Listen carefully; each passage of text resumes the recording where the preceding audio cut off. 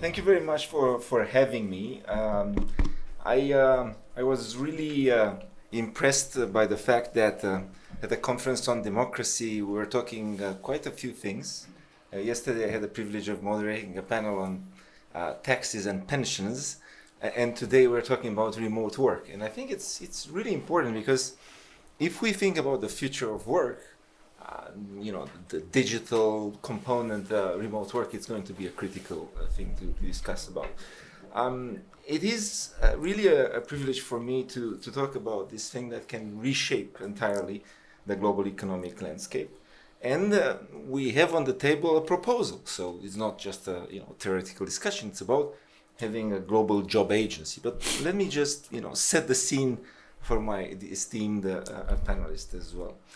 So, there is a say that talent is universal, but opportunities are not. And that's the reality today. We are having quite a problem in many of the countries of the world today in terms of skill mismatch, shortage. And at the same time, there is a huge supply of competence and talent across the world. And there is a lot of inequality about it. And the idea is, can we envisage a global infrastructure to bridge that?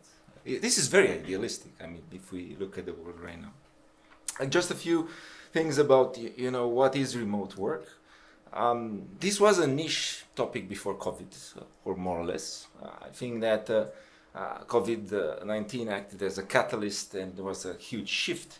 And we are right now talking about important numbers, and I actually took a while to give you a couple of perspectives on that. And at the end of January, McKinsey published a number of the global workforce. So this is 3.6 billion, and out of that, the World Economic Forum estimated last year that we are talking about 73 million that is global digital remote. So that means not just remote work, but cross-country.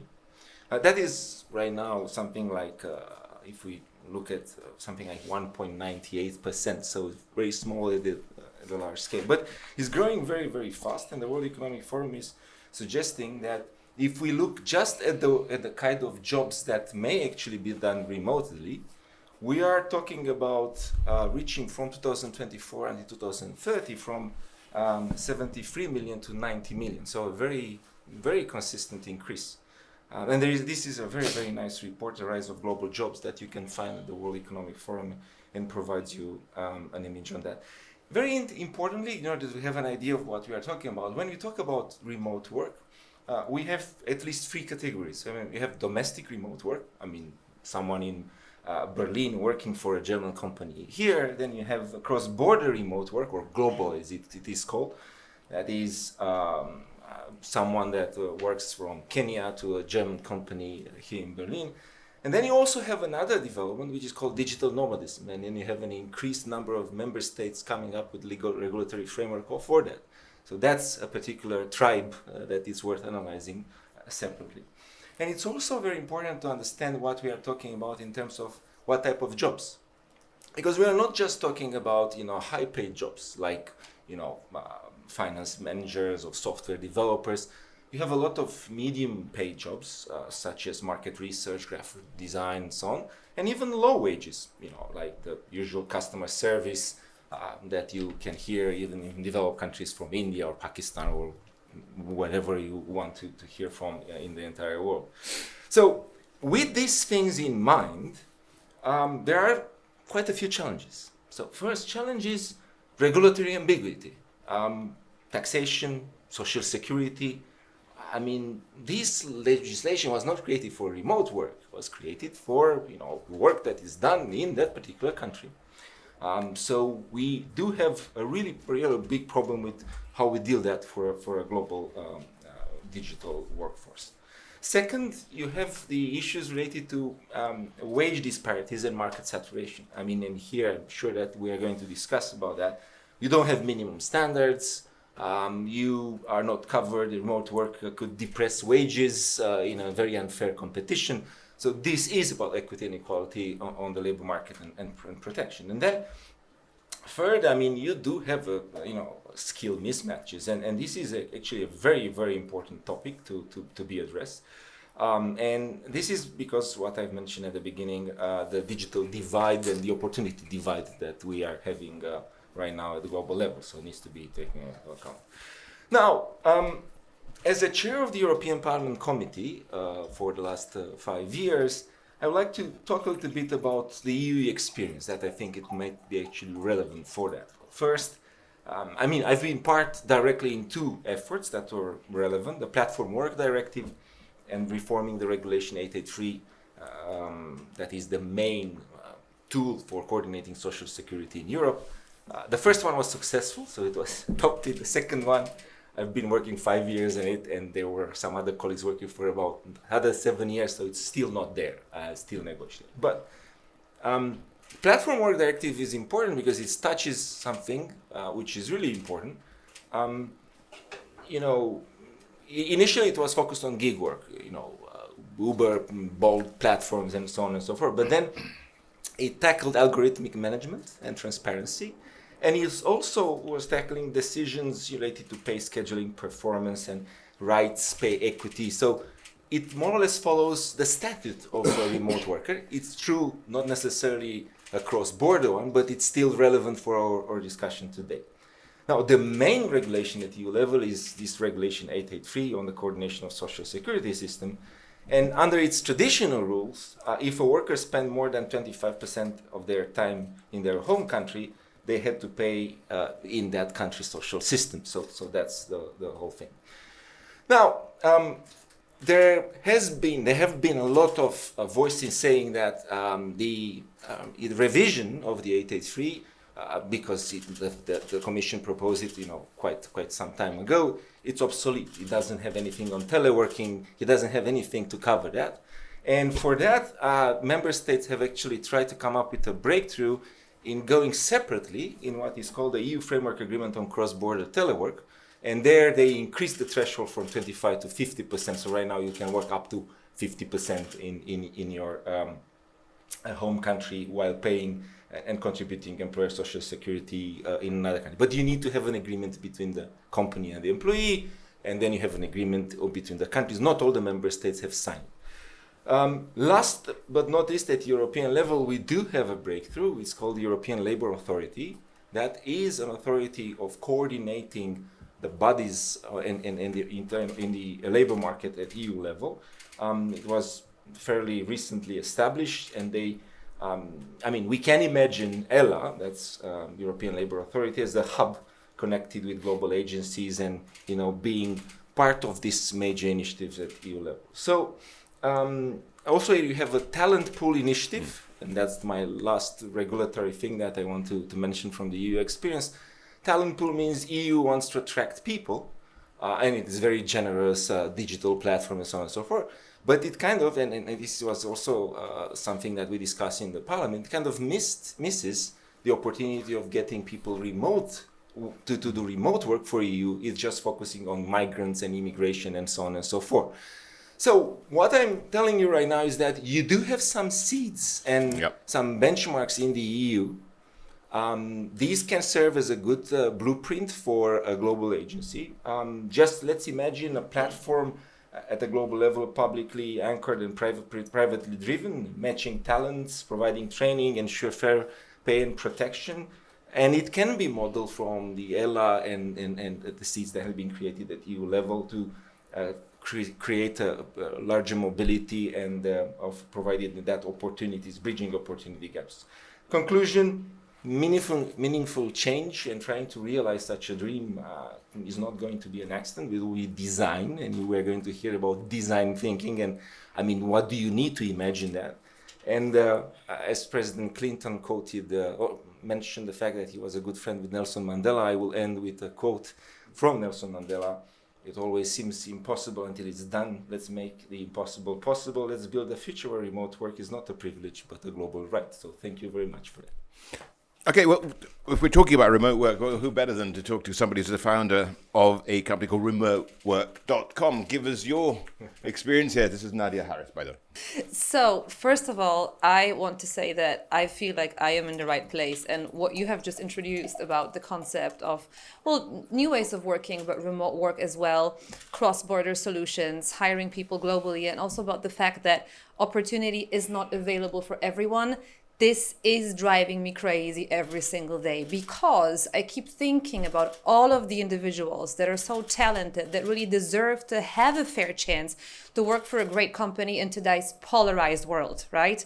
Because so far it's been this way that we either deal with brain drain, right? So you have to move to a different country, and this is very difficult. It shouldn't be this way. And then on the other hand, we have all of the local labor laws that were also designed some time ago, because over 100 years ago, they didn't exist. They were designed as part of the Industrial Revolution to actually protect the rights of the workers, because there were no rights at all, right? People would work all the time. No rights, no employment protection, no health and safety, nothing. And today, I think we are in a situation where we look at it from this perspective that, we cannot move on.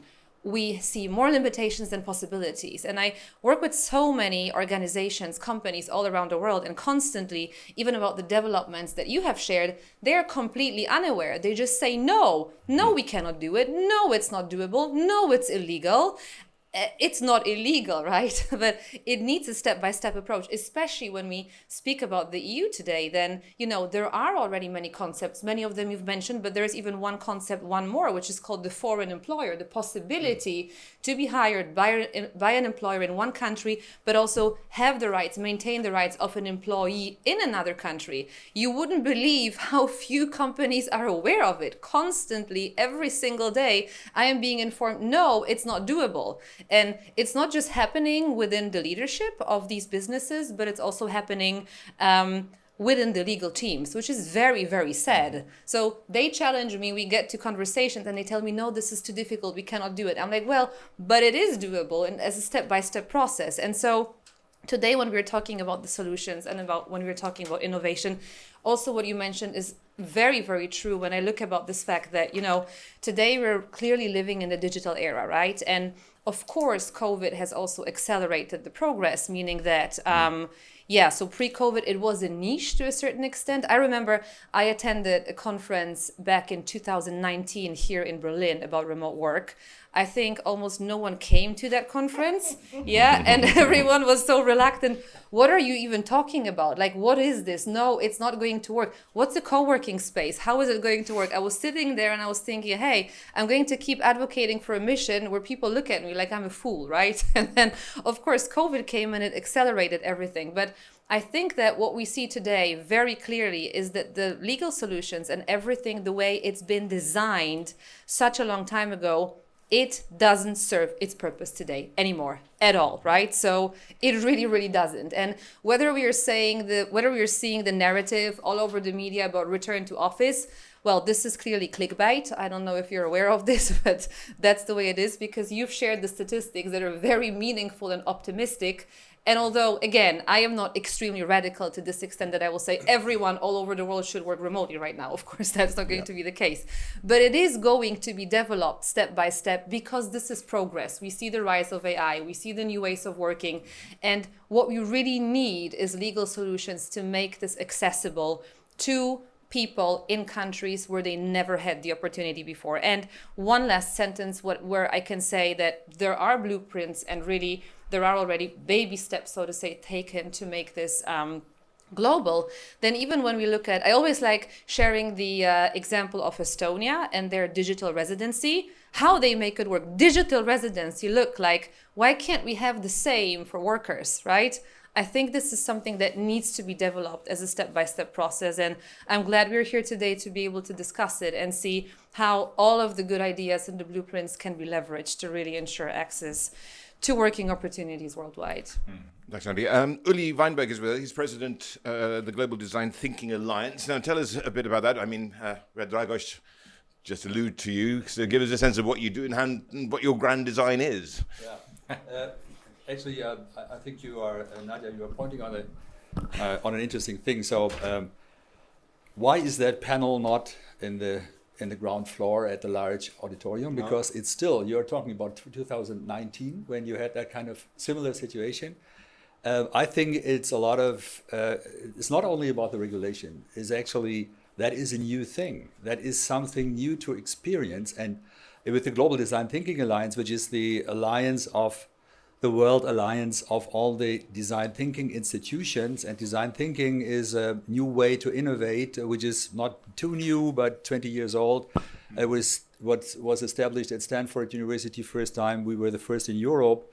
I was running their institute for 18 years, and then we came up with the Global Design Thinking Alliance because there were institutions all around the globe, and we did our yearly conference, and that what reminds me to the 2019 thing.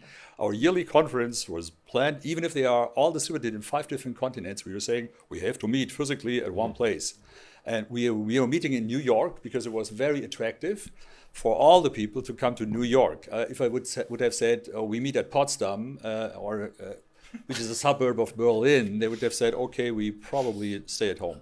And so then the pandemic came. And we were forced to either stop that kind of global gathering or to rethink it. And we were actually also forced to rethink our way to work with the students at the university. And it was actually a challenge. We were thinking of stopping the whole semester, like taking a break. We were discussing with the director of the whole institute, and he was recommending that. He was saying, you are so physical, you are bringing all those people together. It's a fully team-based approach with people from very different disciplines, physically meeting for a certain amount of time. And he was saying, you can't continue that. It's illegal. And we took that challenge and we were saying, let's go completely remote. But that was a new experience. That's not long ago.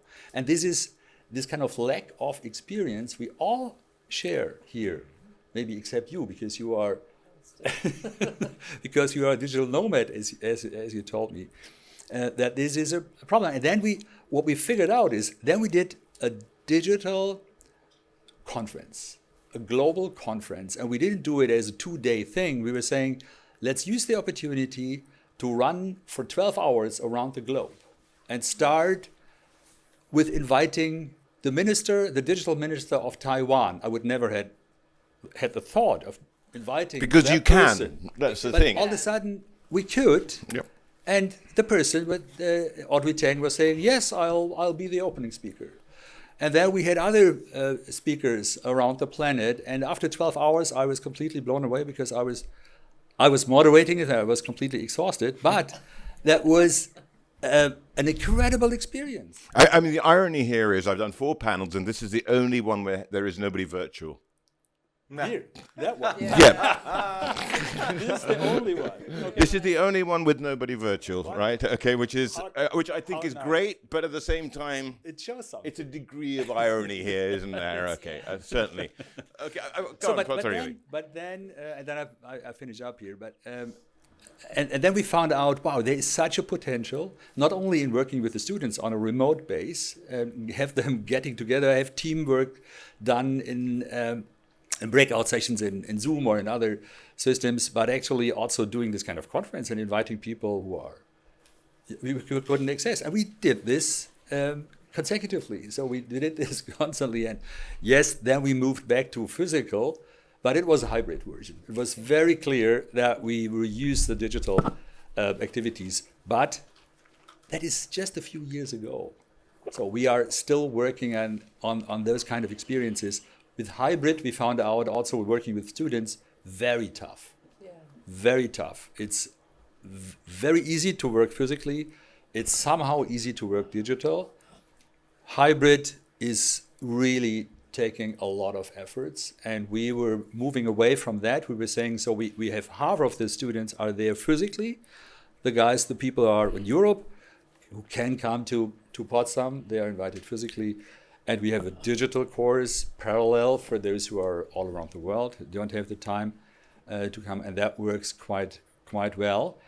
But digital is there now. And what we are doing with the D-School, with our students, is actually they get trained to work remote and to be in this kind of hybrid or digital environment. And that this is a part of work, that this is not just studying, because what the D-School students are doing is they're doing work. And they are studying at the same time. And this is actually the future of learning anyway. But and that is what they are now bringing back home. And for them, it's very easy. I think they should just get to know your organization, and then they will be part, probably. Some of our 3,000 alums are already on your platform, and I don't know about it. But what I also want to add, by the way, you're talking about hybrid, and myself, like I'm a lively example, because I did my MBA degree in the US hybrid. I would have to quit my job like 8 years ago to move there, which would have been never possible. I would have never gotten a degree, same for my legal degree that I did in the UK. So it does open up opportunities. I would have to keep like quitting my job, finding a new one, moving here and there. Plus, I would never be able to afford all of this. So it is opportunity for all, right? And that's just what I want to add, although it's challenging. Is it really opportunity for all? Dragos, I mean, I'm going to not mention the name of the company, but I know one of, let's say it's a rather large accountancy and consulting company.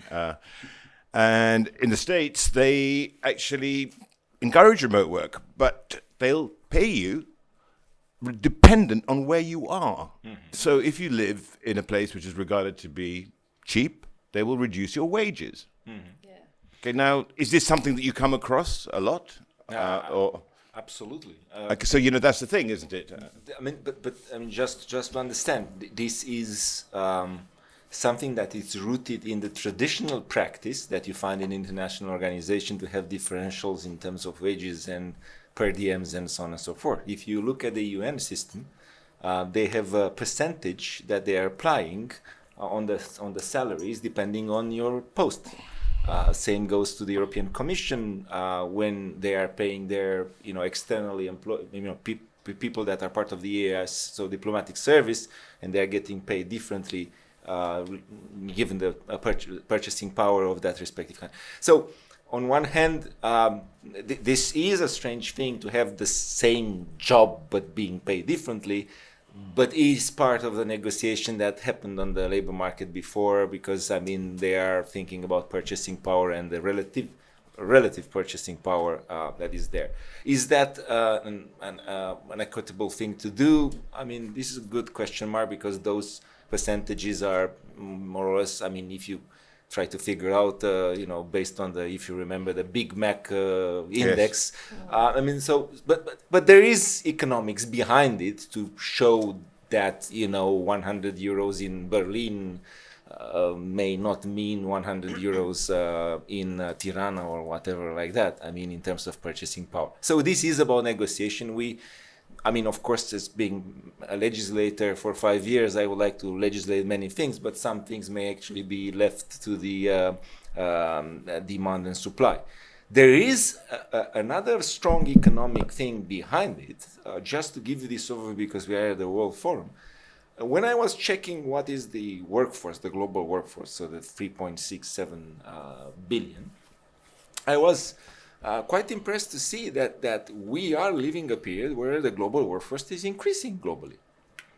I mean, here in Europe or in the US, I mean, we have a global force a labor force that is shrinking. But if you look how at the global level things are, the most developed countries, OECD and so on, I mean, you have a labor market that is shrinking, and then you have the developing countries that have a labor market that is increasing. And you do have, I mean, if we are talking about mismatch, I mean, this is a huge, big scale, world scale mismatch that we are facing. If you are to try to level things up, I mean, in the European Union, you need 1 million new people each year, 1 million, because of the demography. So you have 1 million people retiring because of how the demography works, and then you need to replace them with 1 more million people. And on the wider scale, US or OECD countries, you have a similar thing to do. So I would say the thing with remote work is not just just an efficiency thing.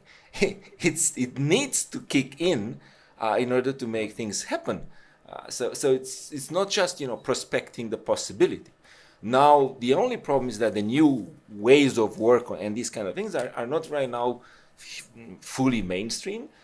But if you look at how many people have done at least part-time remote work, I mean, we are talking two-digit numbers, 27% globally, and that's a huge number.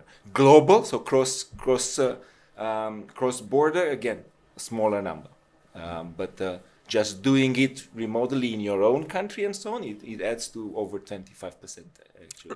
Uli, your thoughts on this? Your thoughts on where we are, Yeah, for me, maybe you are closer to what Dragos was saying. That's all right. I can also comment. I was going to get you to comment afterwards. I just can comment from my actual practice within that kind of global community, which is an interesting one. So I have lots of learnings.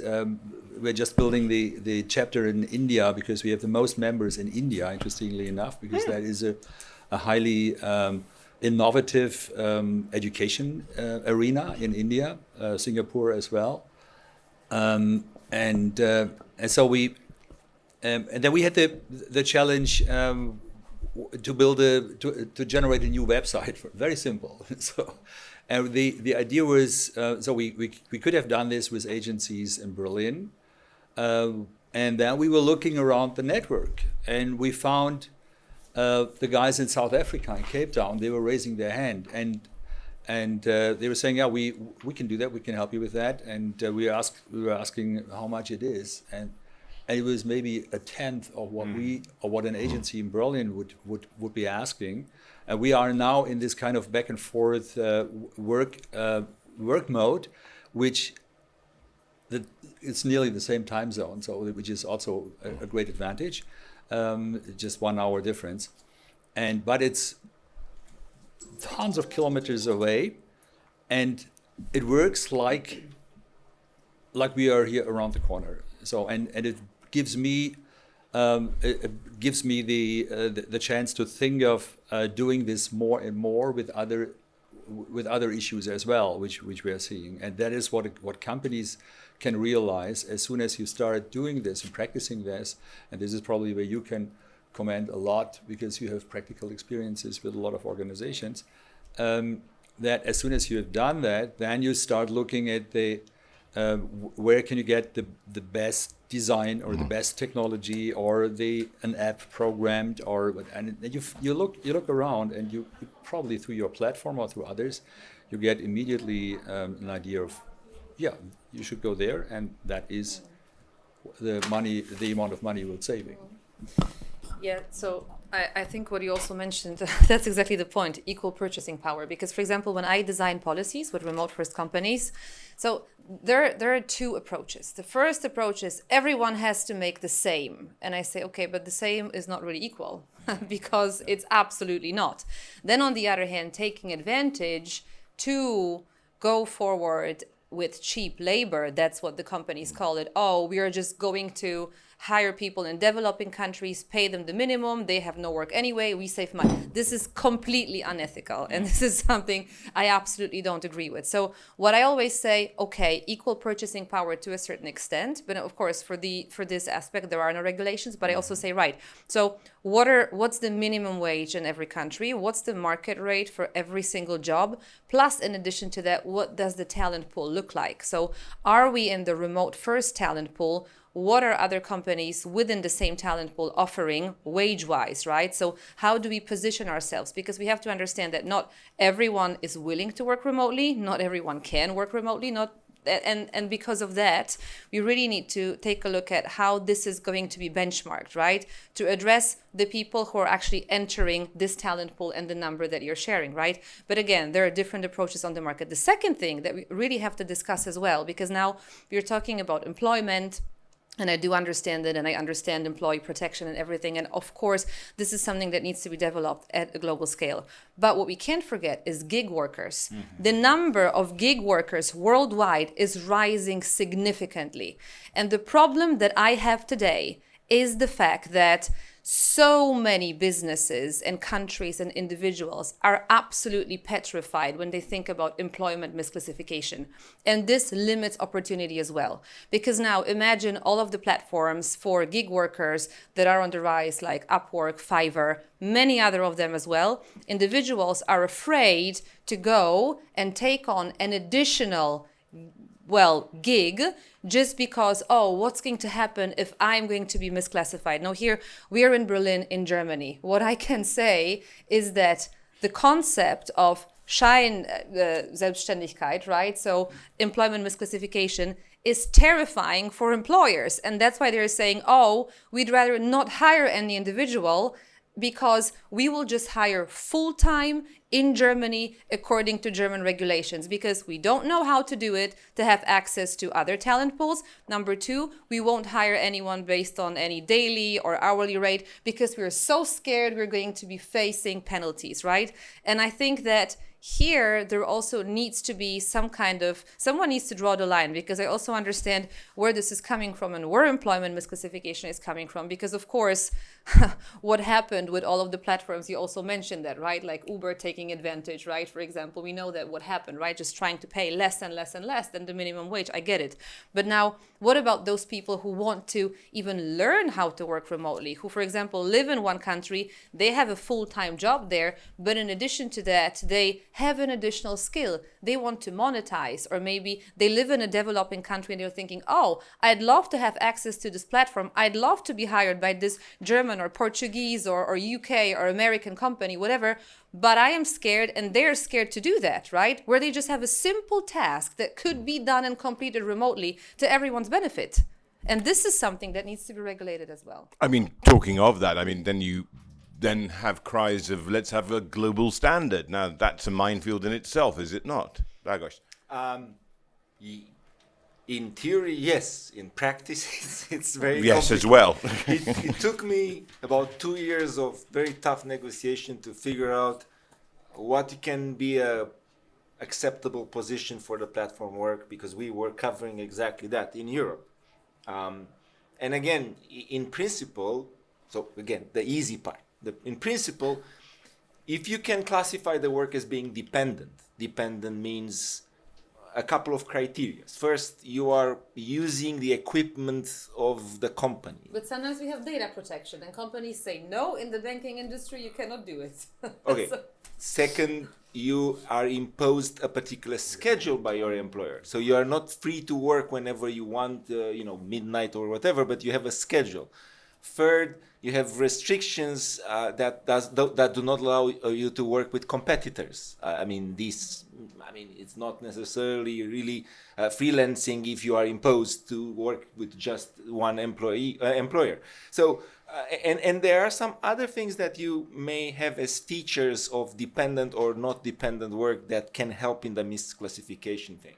We were not able to create one Procrustean bed, so to say, one template to say this is work or it's not work, but we were managing to discuss with member states in the EU in the trialogues a set of criteria, and then from those criteria you may by using them classify. It's true, and I give you that, Nadia, there is still a question mark whether it is or it's not. On the other hand, I think that the more we are getting used to this type of work, the more we are understanding the need and the way things are, we should adapt. In my view, as for the artificial intelligence topic, the idea, and we at European level have this habit, we would like to regulate something beforehand, which is not, easy to do or even not possible. The idea would be not to regulate something before and killing it or slowing it down and so on, but more or less trying to create frameworks and add in, the kind of safety elements that can protect. But otherwise, this is the feat of Europeans, try to over-regulate a little bit. So here we are trying to get to... The answer is not, as you see, very, very simple, but we are getting there. I think that there are good elements that are used throughout the world right now in identifying the status and being sure that we are not overstepping in trying to misclassify. Uli, you're about to say something? Yeah, Yes. I was just thinking about the problems we were facing. You were talking about the Scheinselbstständigkeit. I don't know even the English term for that. Employment misclassification. Employment, Yeah. And we are dealing with that since lots of years. And for me, that is a kind of regulation which is that is coming from somehow industrial thinking, and is a kind of pre-digital thinking. And we have a lot of laws, a lot of structures, especially in Germany, which are coming from a pre-digital age and which is not reflecting the massive change which digitalization of workforce and digitalization of communication and information systems are bringing to the society, and that needs to be redesigned from my perspective. And the perspective I have actually as a retired person, I was running into that problem. So because I was doing freelance work for HBI, and they were saying, "Oh, we have to take care of.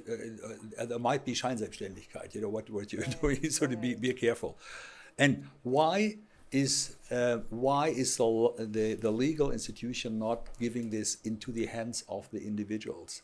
It should be my decision.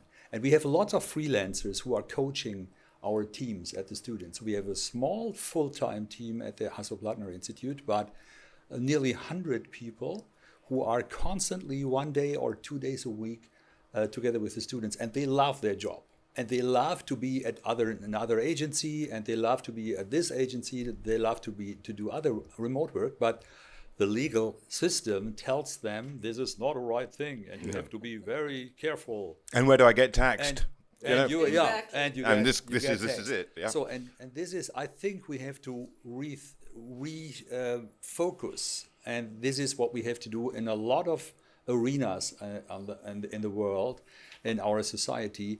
Refocus to the people, give the power in the hands of the people who have their will, and we have to redesign the law situation so that lots of things are possible, and just leave it to those people and not decide so what you are doing is illegal. Quickly, Dragos. Yeah, devil's advocate. Very quickly. I mean, when you talk about one person versus a multinational company, there is an imbalance of power. So I will obviously believe that we need to cherish freedom and of choice. But then if, for instance, that company chooses not to get you on a labor contract just to avoid social security, then it becomes an issue. So I'm giving you that. Clearly, you don't need to overstep and try to create a particular box for each of the possible situations on the labor market. That's impossible. The labor market will evolve far faster than any capacity of legislators to regulate. But on the other hand, if there are imbalances and asymmetry of power in the labor market, you need to give that person the instruments to have a free choice. So I think it should be balanced. It should be course. good balance, absolutely. and it's now imbalanced. So the institution is having the larger power, and there's it's given fear, a lot of fear. Yeah. Well, we are at the World Forum, so let's talk about this. Actually, the whole idea of this global employment agency, how it could be a force for good ultimately. I mean, most obviously, it strikes me that one of you guys mentioned brain drain in the global South. Maybe could stem that. Maybe civil society would be richer as a consequence. What are your thoughts? Who wants to go first? I can go. So yes, brain drain is something we've been dealing with for years, which I think is completely not justified in today's world, because this is a situation that is coming from the industrial era. When we look at the mass migrations, when we look at the way cities were shaped, how people were moving from rural areas, how people were moving from one country to another country to find work today, this is not really the case anymore, right? And so, but this still continues, right? So even when I work with global mobility teams and the opportunities that they're shaping up, I think remote work and the concept of international hiring is now becoming the thing, because they're starting to see how this positively impacts businesses, right? So I really, really love to see that change. However, today I believe that in terms of really making work accessible to individuals all around the world, this is not just it's not just some kind of fantasy, but this is actually something that is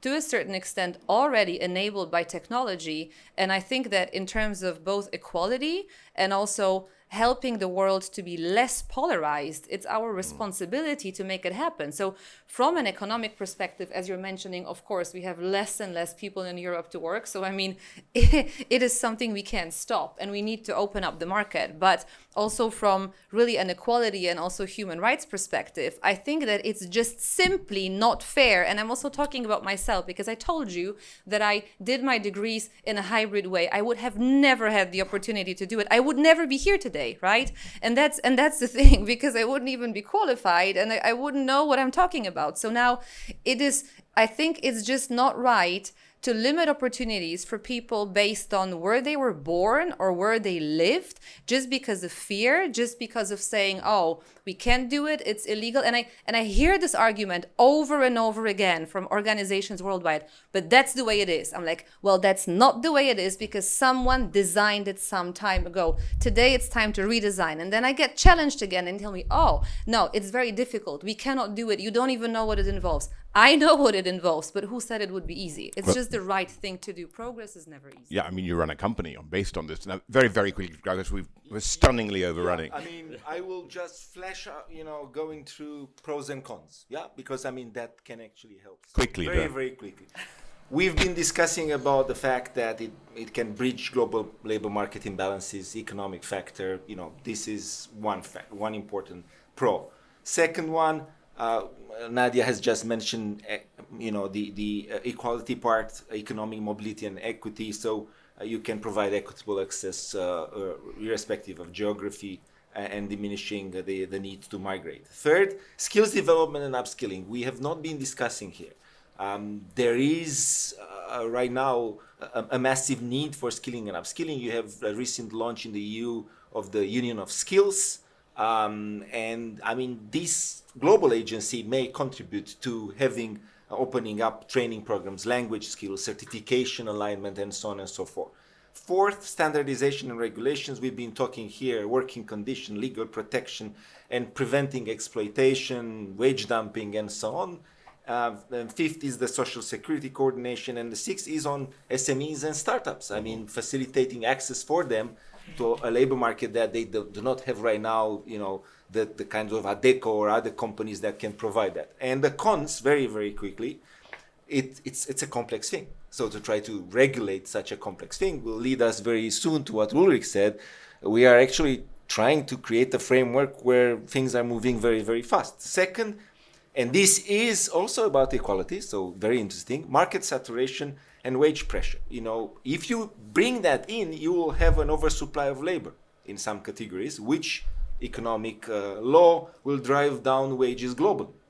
And this may actually have a risk to the bottom thing. You might have people that, will not be paid accordingly.